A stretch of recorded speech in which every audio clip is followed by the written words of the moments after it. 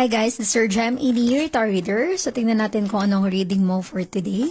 Just a reminder, this is a general reading, so this may or may not resonate with you, so don't take it personally.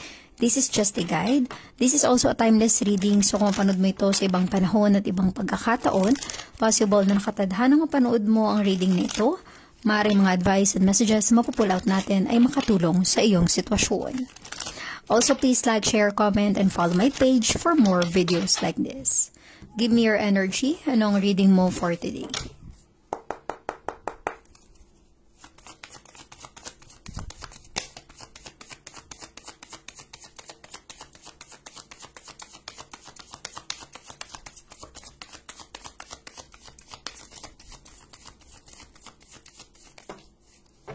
Okay.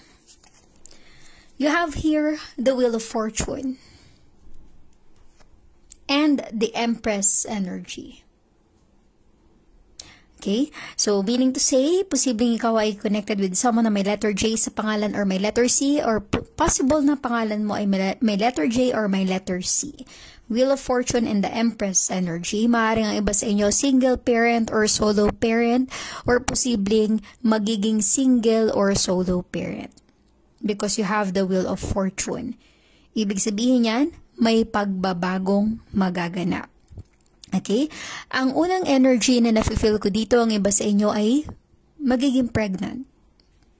Kung matagal mo na itong pinapangarap, ninanais, sinihiling, pinagdarasal, maaaring ito na yung pagbabagong inaantay mo. Para sa iba naman, posibleng ang transition or change na nangyayari or mangyayari sa buhay mo is magkakaroon ka ng time for yourself. Kumbaga, self-love, self-care. Ibig sabihin yan, tinapos mo na ang kaugnayan mo with someone na medyo toxic ang ugali or attitude. Para sa iba naman, you are gaining your confidence sa sarili. As the Empress, very strong ang personality ng the Empress energy. Lahat ng nanaisin ay nakukuha or nakakamit.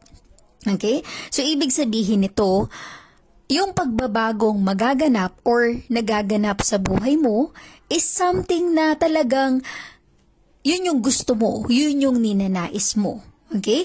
Para sa iba naman, kung ikaw ay nasa sitwasyon na complicated na ang relationship mo with your person, maaari ngayon, mas gusto mo yung freedom, yung transition na single ka nga, pero masaya ka naman. Wala kang pinoproblema sa buhay.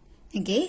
So, this is a positive energy na nakikita ko kasi you are gaining your strength and confidence sa sarili. Yung pagbabagong ito ay nakakabuti para sa'yo kasi ito yung gusto mo, ito yung nais mo.